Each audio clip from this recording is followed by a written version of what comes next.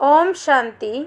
आज बाप दादा के 7 अगस्त 2021 के ईश्वरीय महावाक्य हैं।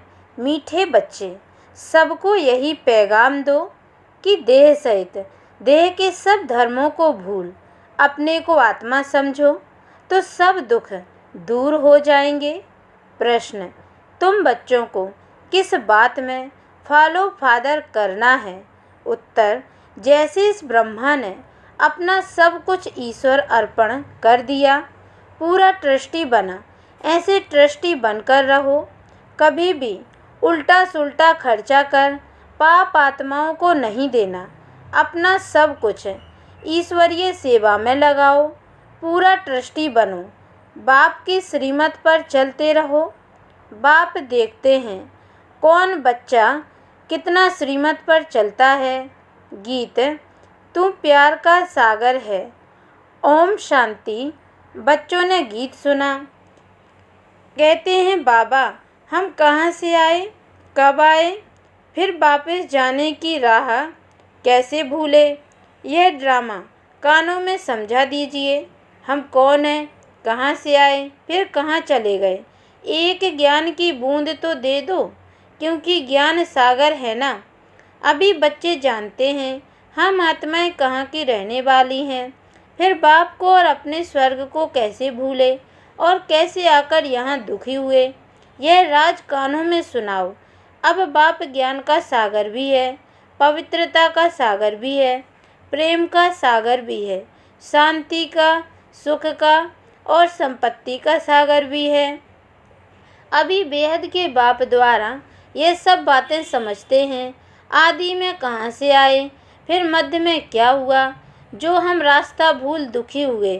फिर अब बाप को कहते हैं, बाबा हमको रास्ता बताओ, हम अपने सुखधाम शांति धाम में जाएं। बाप ही बैठ बतलाते हैं, तुम आदि में कौन थे, फिर मध्य में क्या हुआ, भक्ति मार्ग कैसे शुरू हुआ, अंत में क्या हुआ। यह आदि मध्य अंत का राज अब बुद्धि में बैठा है।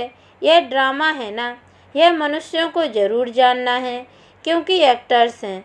जानते हैं हम आत्माएं निराकारी शांति धाम से आती हैं। यहाँ टॉकी धाम में मूल वतन सूक्ष्म वतन, फिर यह स्थूल वतन, फिर मूल वतन से आत्माएं आती हैं। टॉकी धाम में शरीर धारण कर पाठ बजाने, आत्मा का निवास स्थान शांति धाम है। यह बातें दुनिया में कोई भी नहीं जानते हैं। यह ज्ञान सागर बाप ने ही आकर समझाया है, अभी समझा रहे हैं। ज्ञान का सागर कहा जाता है पारलौकिक परम पिता परमात्मा को, मनुष्य को नहीं कह सकते। ये महिमा सिर्फ एक बाप की गाई जाती है, जिसको और कोई नहीं जानते। अभी विनाश का समय है, गाया हुआ है विनाश काले विपरीत बुद्धि। यूरोपवासी, अभी बाप ने तुम्हारा बुद्धि योग अपने साथ लगाया है कि मामेकम याद करो। मैं मुसलमान हूँ, हिंदू हूँ, बौद्धी हूँ, यह सब देह के धर्म है। आत्मा तो आत्मा ही है। बाप समझाते हैं, देह के सब धर्म छोड़ अपने को आत्मा समझ मुझ बाप को याद करेंगे तो पतित से पावन बन जाएंगे। बाप कहते हैं, इस देह को भी भूलो। यह सबके लिए बाप का पैगाम है। देह से देह के जो संबंध है सबको भूलो। मैं आत्मा हूँ, हम सब ब्रदर्स का बाप एक है। यह ब्रह्मा भी कहेंगे हम आत्मा हैं, तो सब भाई भाई हो गए। इस समय सब भाई भाई पतित दुखी हैं, सब काम चिता पर चढ़ भस्म हो पड़े हैं।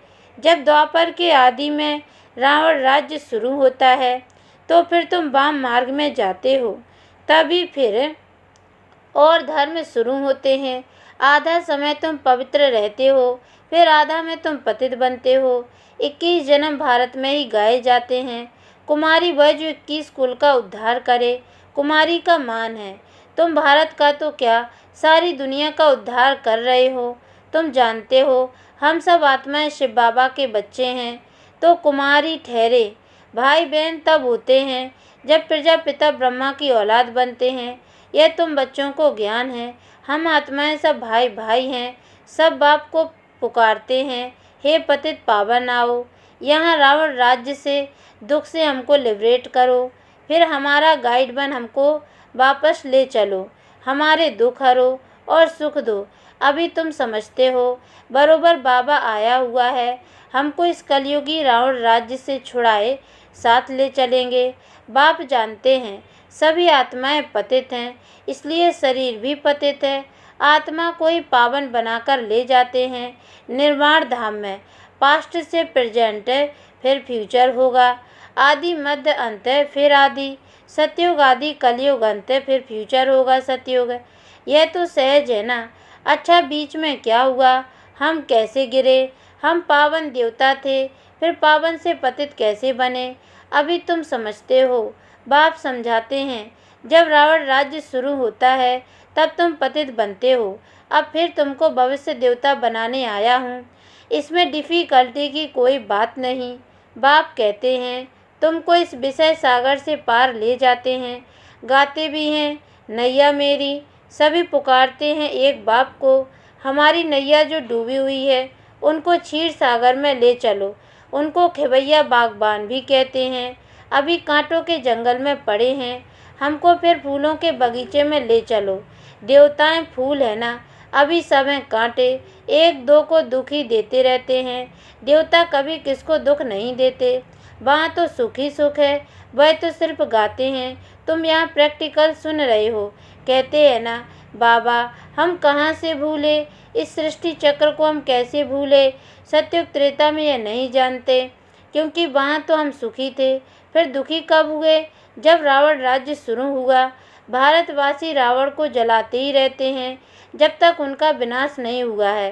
फिर सतयुग में थोड़ी हर वर्ष जलाएंगे। यह है भक्ति मार्ग।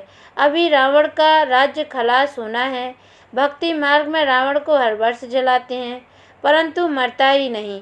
अभी रावण तुम्हारे आगे जैसे मर गया। तुम जानते हो, रावण राज्य जब खत्म होना है, 5 भूतों का सिर काटा जाता है। पहले पहले काम के सिर को काटते हो। काम ही महाशत्रु है। बाप कहते हैं, इन 5 भूतों पर विजय पाने से ही तुम विश्व पर जीत पाएंगे। मनुष्य खुद भी कहते हैं, हम पतित हैं, इसलिए बुलाते हैं, पतितों को पावन बनाने आओ। आत्मा बुलाती है, हे पतित पावन, हे बाबा खिवैया, रहमदिल बाबा आओ। बाप कहते हैं, मैं कल्प कल्प आता हूँ। कैसे आता हूँ यह कोई नहीं जानते। गीता में भी है, भगवान ने आकर राजयोग सिखाया, परंतु भगवान कौन है, कब आया, यह किसको पता नहीं है। गीता को तो खंडन कर दिया है। कृष्ण को द्वापर में ले गए हैं। द्वापर के बाद तो दुनिया और ही पतित होती है। तो द्वापर में कृष्ण ने आकर क्या किया? मनुष्य तो कुछ भी समझते नहीं, बिल्कुल ही अनराइटियस है। सतयुग में होते हैं राइटियस। तुम अभी अनराइटियस से राइटियस बनते हो। बाप समझाते हैं, तुम ही संपूर्ण निर्विकारी पूज्य थे, तुम ही अब विकारी पुजारी बने हो। आप ही पूज्य, पहले तुम पूज्य थे 21 जन्म तक, फिर पुजारी बने हो। सतयुग में 8 जन्म, फिर त्रेता में 12 जन्म लेते हो। बाप ही बतलाते हैं, तुम पतित कैसे बने हो, कब से गिरे हो। यह सृष्टि का चक्र फिरता रहता है। सारे वर्ल्ड की हिस्ट्री, ज्योग्राफी आदि मध्य अंत का राज बच्चों को बाप बैठ समझाते हैं। सब एक रस तो नहीं भी समझेंगे, नंबर बार ही समझते हैं। बाप कहते हैं, मैं आकर किंगडम स्थापन करता हूँ। अब तुमको सर्वगुण संपन्न बनना है, तब तक सतयुग में जा नहीं सकते। बनना यहाँ है, फिर भविष्य में जाकर तुम राज्य करेंगे। उसके बीच में सब विनाश हो जाएगा। विनाश भी देखेंगे जरूर। तुम प्रैक्टिकल में अपना पार्ट बजाएंगे। तुमको थोड़ी पता पड़ता है आगे क्या होगा। जो कल्प पहले हुआ होगा वही होगा। तुमको टोटल बताया जाता है। स्थापना और विनाश होना है। विनाश कैसे होगा, वह तो जब होगा तब देखेंगे। दिव्य दृष्टि से विनाश तो देखा है, आगे चल प्रैक्टिकल भी देखेंगे। स्थापना का भी साक्षात्कार दिव्य दृष्टि से किया है और प्रैक्टिकल भी देखेंगे। बाकी जास्ती ध्यान में जाना भी ठीक नहीं है। फिर वैकुंठ में जाकर डांस करने लग पड़ते हैं। ना ज्ञान ना योग, दोनों से वंचित हो जाते हैं। ध्यान में जाने की कोई दरकार नहीं, यह तो भोग सिर्फ लगाया जाता है। तुम ब्राह्मण वहाँ जाते हो, देवताओं और ब्राह्मणों की महफिल लगती है। यहाँ तुम पियर घर में बैठे हो, फिर तुमको लायक बनाया जाता है विष्णुपुरी जाने के लिए। कन्या की जब सगाई करते हैं तो उनको समझाया जाता है ससुर घर में कैसे चलना, सबसे प्यार से चलना, झगड़ा नहीं करना। यह भी हूबहू ऐसे है। बाप कहते हैं तुमको सर्वगुण संपन्न यहाँ बनना है, स्वर्ग में यह लड़ाई झगड़े आदि होते नहीं। अभी तुम विष्णुपुरी ससुर घर जाते हो, वहाँ है महान वैष्णव, उन जैसे वैष्णव सृष्टि पर होते नहीं। वैष्णव देवताएं विकार में थोड़े ही जाते हैं। विकार है हिंसा, कहा जाता है अहिंसा परमो देवी देवता धर्म। अभी तुम जानते हो हम पियर घर में बैठे हैं, अभी हमको विष्णुपुरी में जाना है। जानते हो वहाँ बहुत सुख होता है। शादी के पहले कन्या फटा हुआ कपड़ा पहनती है, जिसको बनवाह कहते हैं। तुम्हारे पास भी अभी क्या है? कुछ भी नहीं, यह तो ठिक्कर बित्तर है। यहाँ तुमको कोई भी जेवर आदि पहनने की दरकार नहीं, परंतु कहते हैं गृहस्थ में रहना है, शादी आदि में जाना पड़ता है तो जेवर आदि भी भल पहनो, मना नहीं है। नहीं तो कहेंगे विधवा जेवर नहीं पहनती है, नाम बदनाम होगा। तब बाबा कहते हैं नाम बदनाम नहीं करना है, कुछ भी पहनो, अपने को आत्मा समझ, बाप को याद करो, जाओ भल कहाँ भी। यह मंत्र याद रखो, यह परीक्षा लो। हम याद में रहते हैं, यहाँ हम जाते हैं बाबा के डायरेक्शन से। उनके साथ भी तोड़ निभाना है, परंतु हथ काटे दिल याड़े तो समझेंगे यह मजबूत है। जेवर आदि पहन शादी पर भल जाओ, इकट्ठे रहो, लेकिन महावीर बनना है। सन्यासियों का भी दिखाते हैं ना, गुरु ने वैश्या पास भेज दिया, सर्प के पास भेज दिया। जो बहादुरी से पास हो दिखाते हैं उनको महावीर कहा जाता है। बाप की याद में रहेंगे तो फिर कोई कर्मेंद्रियों से चंचलता नहीं होगी। बाप को भूलें तो कर्मेंद्रियां चंचल होंगी। विश्व के तुम मालिक बनते हो, यह कम बात है क्या? सन्यासी इन बातों को बिल्कुल नहीं जानते। शास्त्रों में भल कुछ बातें हैं, परंतु खंडन कर दिया है। भगवान वाच, मैं तुमको राजयोग सिखाता हूँ। जब तक जीते रहेंगे, ज्ञान अमृत पीते रहेंगे, सुनते रहेंगे, राजधानी स्थापन हो जाएगी। बच्चों को घड़ी घड़ी शिक्षा दी जाती है। एक बाप को याद करो, दैवी लक्षण सीखो, कोई भी विकर्म ना हो। यह तो असुरों का काम है। तुम अभी देवता बनते हो तो दैवी गुण धारण करने हैं। सबसे बड़ा है काम का कांटा। आदत पड़ी हुई है तो घड़ी घड़ी गिर पड़ते हैं। माया चमाट मार फां कर देती है। तब गाया जाता है आश्चर्यवत सुनंती कथंती। अभी तुम एक बाप के बने हो, कहते भी हो यह सब कुछ ईश्वर का दिया हुआ है, तो तुम ट्रस्टी बन जाते हो। यह सब उनका है, हमको उनकी श्रीमत पर चलना है। बाप भी देखते हैं हमको सब कुछ अर्पण कर फिर हमारी श्रीमत पर कैसे चलते हैं। कोई उल्टा सुल्टा खर्चा कर पाप आत्माओं को तो नहीं देते हैं। शुरू में इसे ब्रह्मा ने भी ट्रस्टी हो दिखलाया ना। सब कुछ ईश्वर अर्पण कर खुद ट्रस्टी बन गया, बस किसको भी कुछ नहीं दिया। ईश्वर के अर्थ किया तो ईश्वर के काम में ही लगना है। शरीर निर्वाह भी तो होता था ना, जो कुछ था सब सर्विस में लगा दिया। इनको देख फिर दूसरों ने भी ऐसे किया, भट्टी बन गई। भट्टी नहीं बनती तो इतने बच्चे होशियार कैसे होते सर्विस के लिए। पाकिस्तान में सीखे, फिर यहाँ आकर सीखे। जब समझाने लायक बने तब बाहर निकले। अभी तो देखो कितनी प्रदर्शनियाँ आदि करते रहते हैं, बड़ों बड़ों को निमंत्रण देते हैं। इस ज्ञान यज्ञ में विघ्न भी अनेक प्रकार के पड़ेंगे। विघ्नों से डरना नहीं। अबलाओं पर कितने अत्याचार होते हैं। बाप कहते हैं योग बल में रह उन्हों को समझाओ। भगवान बाप के भी बच्चे बनकर फिर बाप को भूल जाते हो, माया के बन जाते हो। यह भी हार जीत की कुश्ती है, परंतु बॉक्सिंग मुआफिक है। माया घूंसा लगाती है तो फां हो जाते हैं। बाप कहते हैं माया से कभी हारना नहीं है। पवित्र रहेंगे तो विश्व के मालिक बनेंगे। कितनी बड़ी आमदनी है, अगर पूरा पुरुषार्थ नहीं करेंगे तो जाकर दास दासी बनेंगे। राजधानी सारी यहाँ ही स्थापन हो रही है। अच्छा, मीठे मीठे सिक्के लदे बच्चों प्रति माता पिता बाप दादा का याद प्यार और गुड मॉर्निंग। रूहानी बाप की रूहानी बच्चों को नमस्ते, और हम रूहानी बच्चों की ओर से भी रूहानी माता पिता बाप दादा को याद प्यार और गुड मॉर्निंग बाबा नमस्ते। धारणा के लिए मुख्य सार है। पहली पॉइंट है, जब तक जीना है ज्ञान अमृत पीते रहना है।